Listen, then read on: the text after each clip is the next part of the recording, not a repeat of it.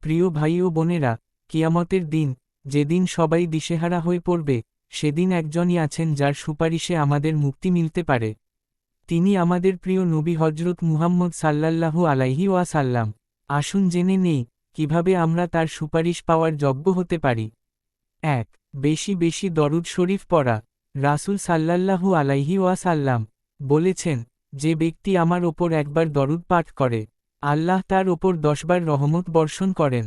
মুসলিম। আর বেশি দরুদ পাঠকারীদের মধ্যে থাকলে নবীজি সাল্লাল্লাহু আলাইহি ওয়াসাল্লাম আমাদের চিনবেন ও আমাদের জন্য সুপারিশ করবেন।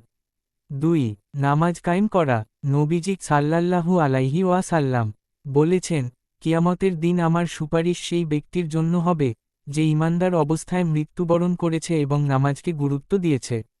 তিরমিজি। ৩. গুনাহ থেকে বাঁচা ও সবসময় তাওবা করা।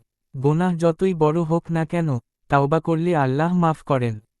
আর তাওবাকারীদের জন্য নবীজি সাল্লাল্লাহু আলাইহি ওয়াসাল্লাম সুপারিশ করবেন। ৪. অন্তরকে পবিত্র রাখা ও ভালো আমল করা। হাদিসে এসেছে, কিয়ামতের দিন মানুষের সবচেয়ে কাছাকাছি থাকবে সেই ব্যক্তি, যে দুনিয়াতে উত্তম চরিত্রের অধিকারী ছিল।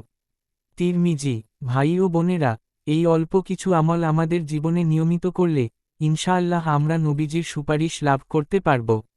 আসুন, জীবনটাকে বদলে দিই আজ থেকেই। দরুদ পড়ি, নামাজ কায়েম করি, পাপ থেকে ফিরে আসি। হে আল্লাহ, আমাদের নবীজির উম্মত হিসেবে কবুল করুন এবং তার শাফাআতও আমাদের নসিব করুন।